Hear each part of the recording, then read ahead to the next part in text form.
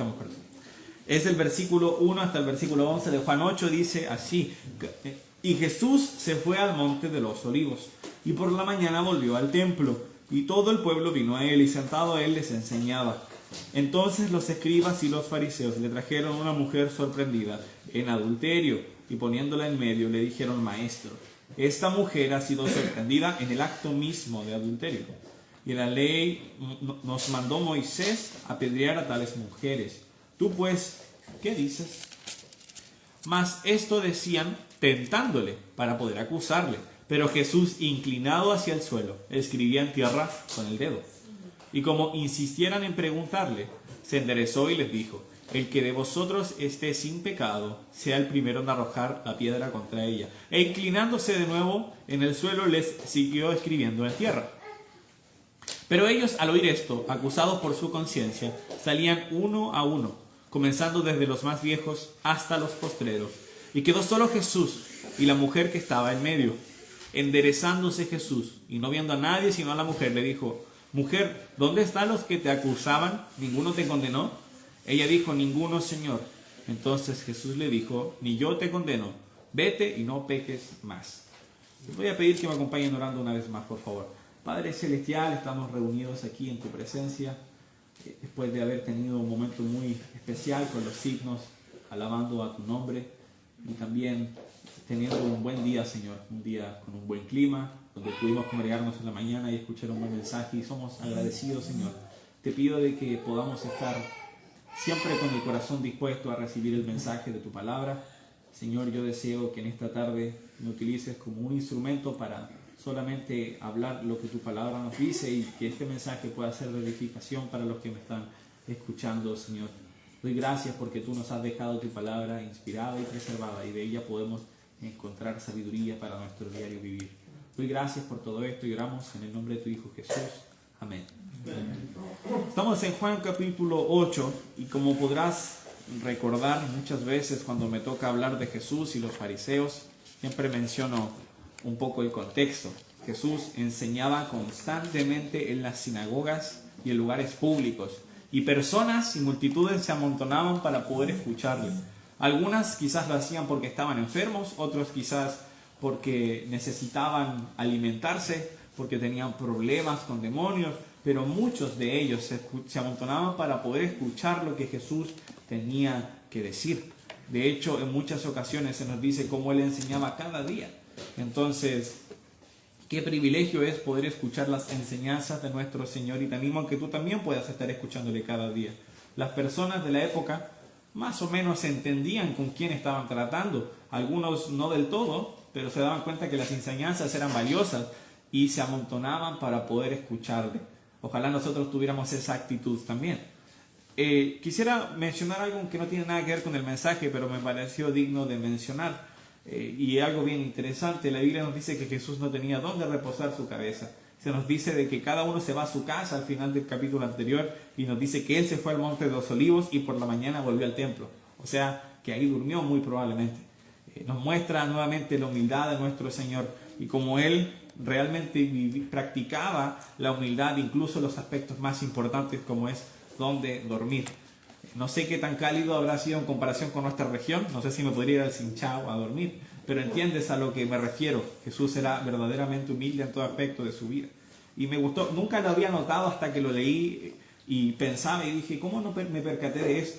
Que Él fue a dormir al monte, no tenía dónde dormir. Había leído el versículo donde nos dice que las zorras tienen guarida, pero el Hijo del Hombre no tiene dónde reposar su cabeza. Pero después de leer esto pensaba, realmente Él no tenía dónde dormir, sino alguien no le alojaba, entonces tenía que dormir a la intemperie. Sorprendente.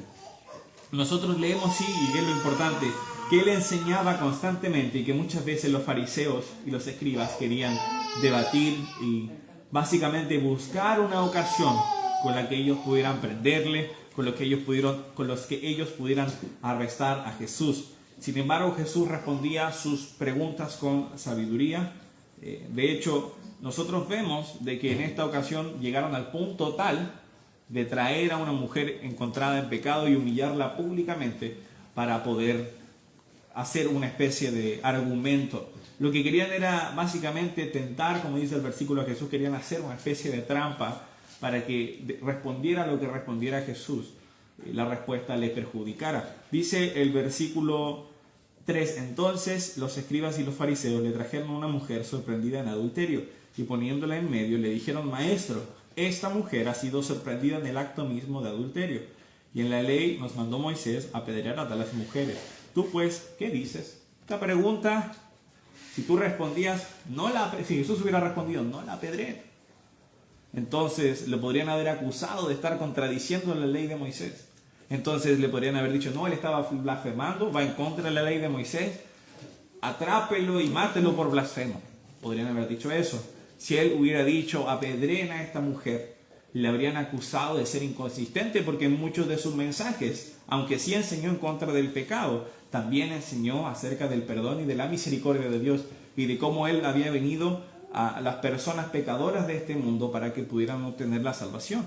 Entonces mostrarían, no, él está siendo inconsistente, tratarían de perjudicar el mensaje que Jesús estaba enseñando. Entonces cualquiera hubiera sido la respuesta que Jesús hubiera dado, la respuesta era una trampa. Para poder entender bien por qué lo que estaban haciendo los fariseos estaba mal, porque quizás en nuestra cabeza podría llegar la idea, pero en realidad la mujer es culpable, y en realidad durante la época de Jesús esa ley estaba vigente.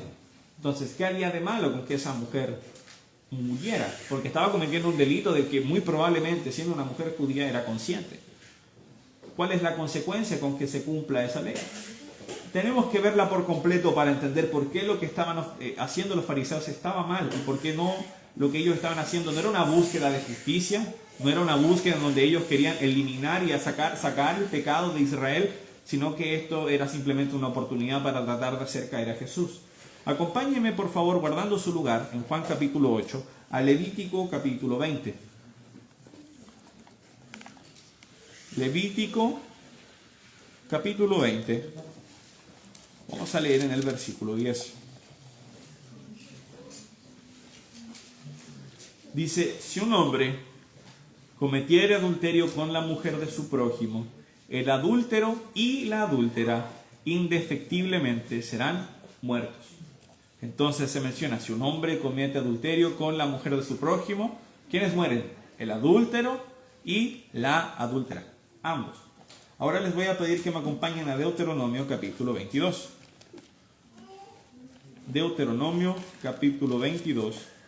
Vamos a leer el versículo 22, 23 y 24, por favor.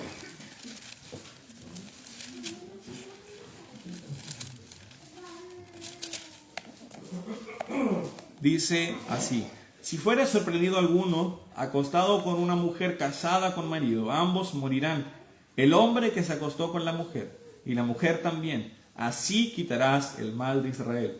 Si hubiere muchacha virgen desposada con alguno y alguno la hallare en la ciudad y se acostare con ella, entonces los sacaréis a ambos a la puerta de la ciudad y los apedrearéis y morirán.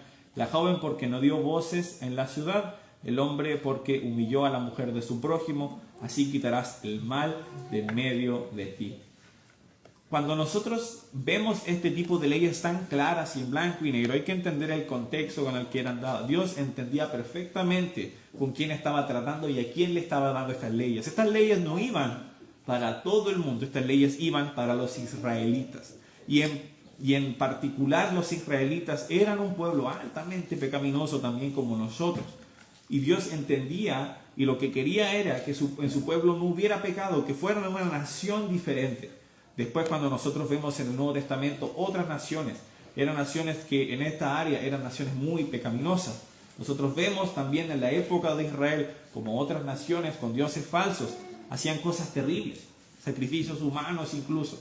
Entonces Dios no quería que su pueblo fuera impuro en ninguna área, incluida esta, por lo que los castigos eran muy severos.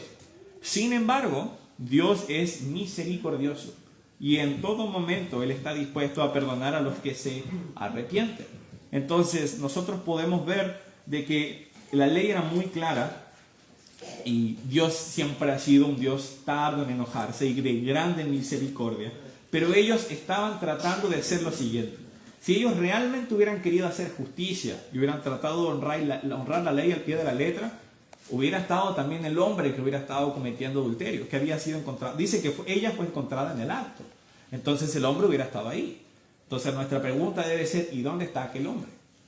Nos damos cuenta entonces de que la intención de los fariseos y de los escribas no era hacer justicia, no era limpiar de pecado ni castigar de manera justa a alguien que había sido encontrada en un pecado y en un delito, sino que lo que ellos querían nuevamente era utilizar esta circunstancia para ver cómo Jesús podía caer. Es por eso que ese hombre no está presente.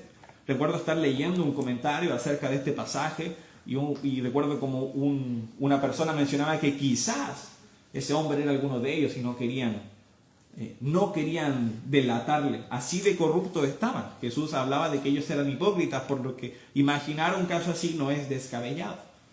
Nos damos cuenta de que realmente estaban tan mal que tenían que humillar públicamente, porque una cosa era el castigo. Sin embargo, lo que ellos querían era más que un castigo, era la humillación y tratar de hacer que Jesús se equivocara.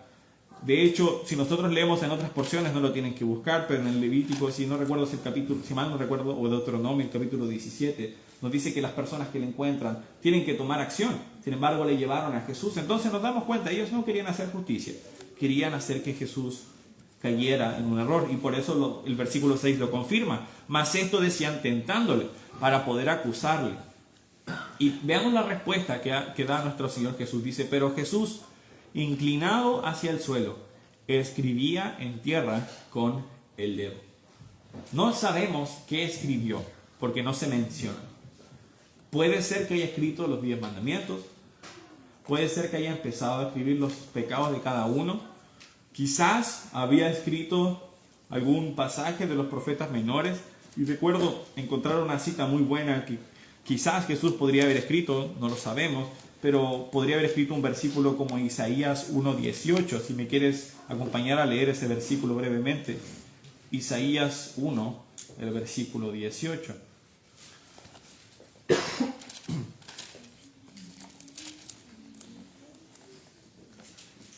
Dice, venid luego, dice Jehová, y estemos a cuenta. Si vuestros pecados fueren como la grana, como la nieve serán emblanquecidos. Si fueren rojos como el carmesí, vendrán a ser como blanca lana. Entonces, como te mencionaba, aunque Dios era muy estricto y quería un pueblo apartado, diferente, santo, Él era un Dios misericordioso. Y lo que ellos estaban haciendo, el que posiblemente esta mujer pecadora perdiera la vida y fuera humillada públicamente con el afán de ganar una discusión con Jesús, nos mostraba de que ellos no estaban teniendo el corazón que Cristo tenía. Cuando nosotros leemos en varias porciones de las Escrituras, lo que Dios requiere de nosotros es hacer justicia, amar misericordia y humillarnos ante Él. Eso está en Miqueas 6, versículo 8.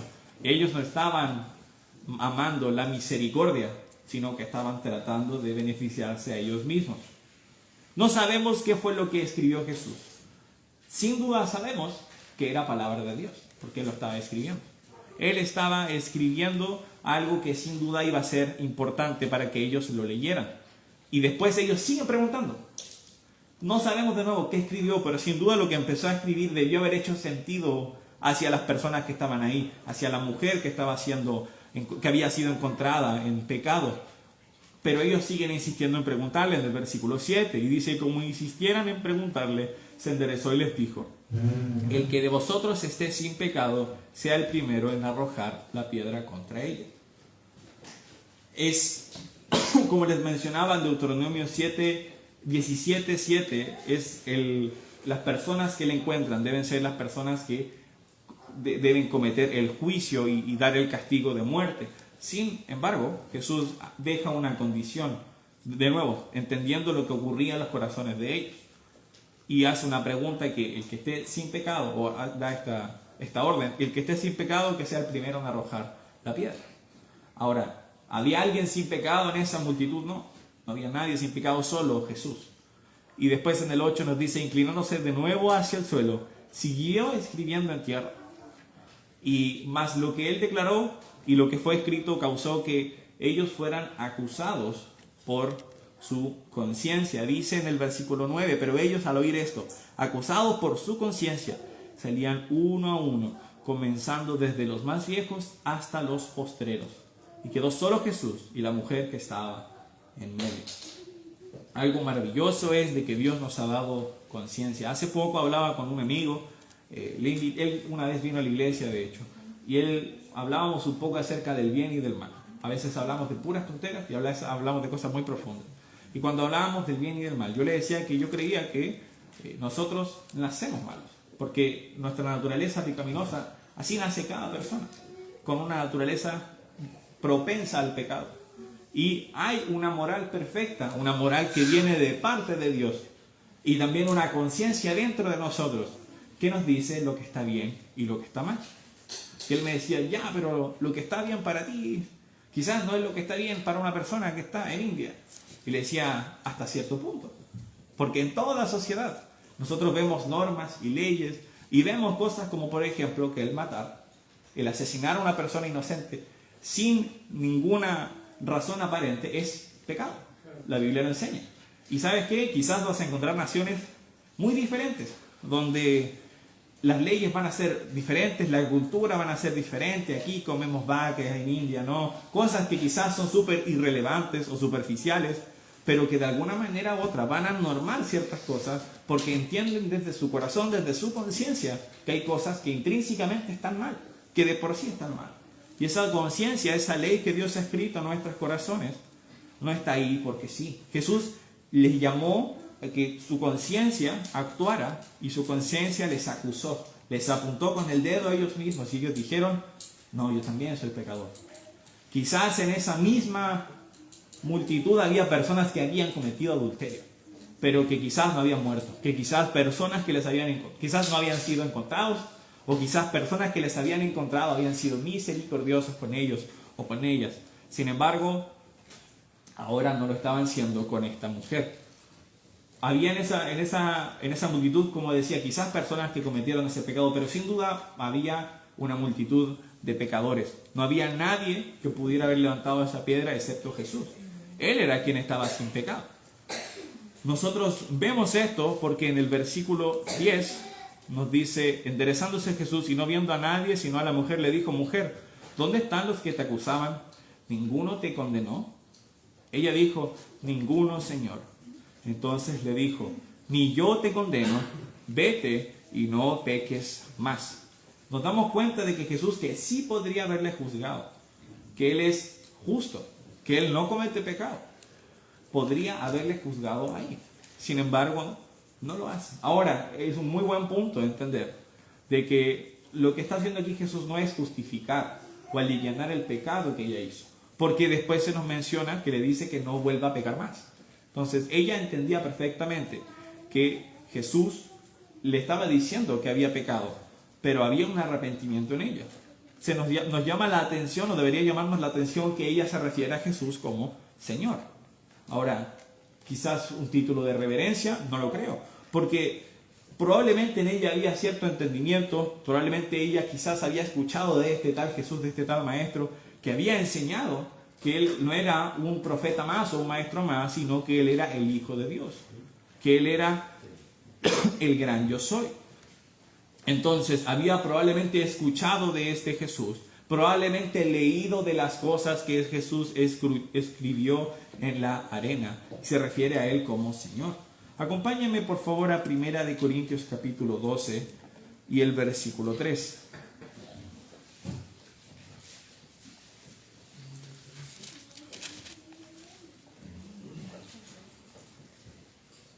Dice, por tanto os hago saber que nadie que hable por el Espíritu de Dios llama anatema a Jesús, y nadie puede llamar a Jesús Señor, sino por el Espíritu Santo.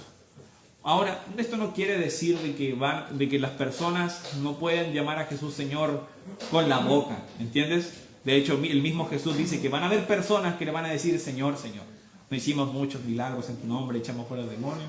Él le va a decir, apartados de mí, hacedores de maldad, porque nunca os conocí. Entonces no se está refiriendo a no poder verbalizar físicamente, audiblemente, Jesús es mi Señor, pero que una persona genuinamente tenga a Jesús como el Señor de su vida, no lo puede hacer sino por el Espíritu Santo. Primero hay que ser salvo, primero hay que entender que Jesús murió por mis pecados. Hay que entender que somos pecadores que van rumbo al infierno, pero que Él pagó el precio del pecado, que es la muerte, para que nosotros pudiéramos tener el regalo de la vida eterna. Y una vez el Espíritu Santo mora en nosotros, nosotros podemos decidir y poder. Yo quiero que el Señor Jesús no solo sea mi Salvador, yo quiero que Él también sea mi Señor. Yo me quiero someter bajo su señorío, quiero obedecerle y quiero caminar en su voluntad. Entonces, cuando nosotros tenemos el Espíritu de Dios, es que podemos decir que Él es nuestro Señor. Amén. Ella inmediatamente entendió, Él es mi Señor. Porque ya ella sin duda entendía que era pecado. Había ocurrido toda una intervención pública donde quedó muy claro que ella había pecado. Y cuando ve esta persona que actúa de manera tan sabia y que luego le perdona, le dice: yo tampoco te condeno, ahora vete y no peques más. Ella entiende que Él es su Señor. Ahora, ¿qué podemos aplicar y aprender nosotros de esta enseñanza? Una de las cosas importantes y principales es de que nosotros debemos ser muy cuidadosos a la hora de juzgar o de empezar a atacar a alguien que ha cometido pecado. Cuando Jesús nos habla acerca de esto, nos dice que debemos tener cuidado de tratar de sacar la paja en el ojo ajeno y no darnos cuenta de que tenemos una viga en el nuestro. Ahora, este versículo muchas veces es utilizado, sobre todo hoy en día, por personas con pensamientos más progresistas, que no debemos juzgar el pecado. No se está refiriendo a eso. Se refiere que a la hora de juzgar a mi hermano, yo debo autoexaminarme y decir: ¿estaré yo en lo mismo que él? ¿Estaré yo en el mismo error que él? El objetivo de la examinación es poder darme cuenta si tengo una viga en mi ojo, para sacármelo y ya con la vista clara poder sacar la paja de mi hermano. Lo de los fariseos no era así. Ellos estaban con el pecho infladito diciendo: esta mujer es una pecadora. Pero ellos eran igual o más pecadores que esa mujer. Entonces debemos ser muy cuidadosos a la hora de ver el pecado. Muchas veces sucede, sobre todo quizás en el mundo evangélico, que las personas suelen ver ciertos pecados de una manera y ciertos pecados de otro. Quizás si una persona tiene una bandera de muchos colores, si entiendes a lo que me refiero, la actitud hacia esa persona cambia. La misericordia de la que hablamos, el deseo de que esa persona sea salva cambia. Pero si esa persona está en concubinato, como lo vemos en nuestro país, que está muy normalizado, se considera algo normal y común que la gente no se case, por ejemplo, están viviendo juntos. Es normal y los tratamos bien como deberíamos tratarles. Les invitamos a la iglesia como deberíamos hacerlo y les hablamos de Jesús como deberíamos hacerlo. Pero con el otro caso, muchas veces no es así. Muchas veces en nosotros ocurre alguna especie de disgusto, alguna especie de mejor no le hablo a él o a ella. Probablemente no quieran ni escucharme, vienen los prejuicios. Pero no debe ser así, de esa manera. Ellos podrían haber llevado al hombre y a la mujer y haberles juzgado de manera justa, aplicando la ley, pero aplicando misericordia. Pero ellos se dejaron llevar por sus propios intereses y prejuicios. Y no debe ser así con nosotros. Les voy a pedir que me acompañen a Gálatas capítulo 6.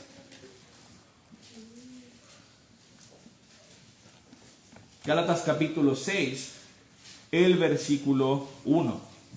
Dice: hermanos, si alguno fuere sorprendido en alguna falta, vosotros que sois espirituales, restauradle con espíritu de mansedumbre, considerándote a ti mismo, no sea que tú también seas tentado.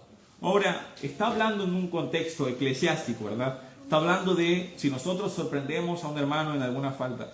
¿Cuál es la idea? Nosotros que dice: vosotros que sois espirituales, es decir, que ustedes que son maduros, restaurarle con espíritu de mansedumbre. Es decir, con un espíritu manso, con un espíritu dispuesto a ser gobernado por la voluntad de Dios. No gobernado por mis ideas preconcebidas acerca de ciertas situaciones, no por mis ideas preconcebidas acerca de este hermano o hermana. No, es que este hermano siempre ha sido así y asá. Y ¿sabes qué? todos nosotros luchamos con el pecado por nuestra naturaleza pecaminosa. Entonces debemos ser muy cuidadosos a la hora de tratar de restaurar a alguien y de ver que está en una falta, considerarnos a nosotros mismos también. Qué fácil es empezar a hablar de alguien, empezar a juzgar a otra persona, empezar a segregarlos en nuestra mente y decir ellos son de este tipo o él o ella es de este tipo de personas. Pero el versículo nos dice, no sea que tú también seas tentado.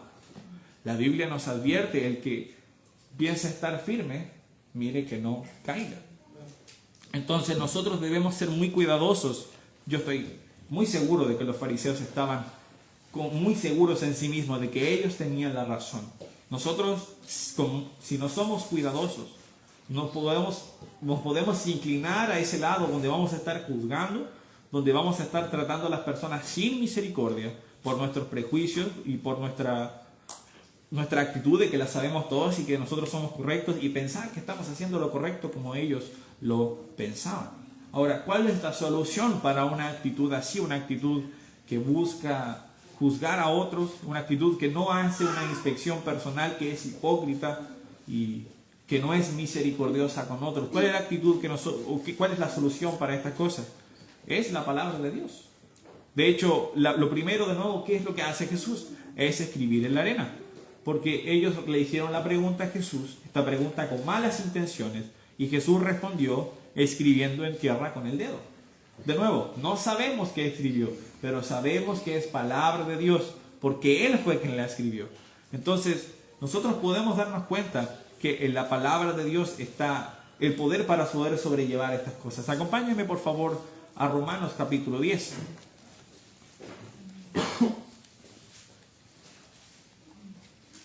Romanos capítulo 10. El versículo 17.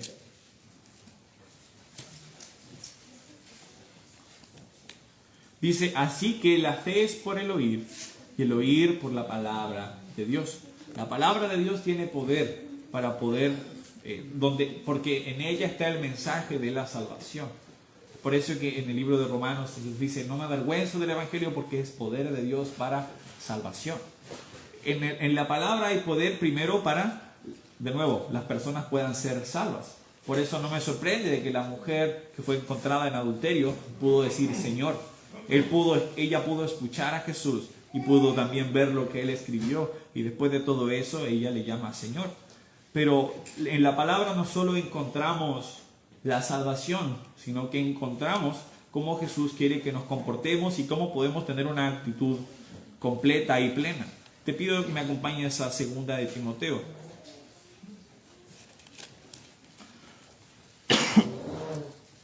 Segunda de Timoteo capítulo 3, el versículo 16.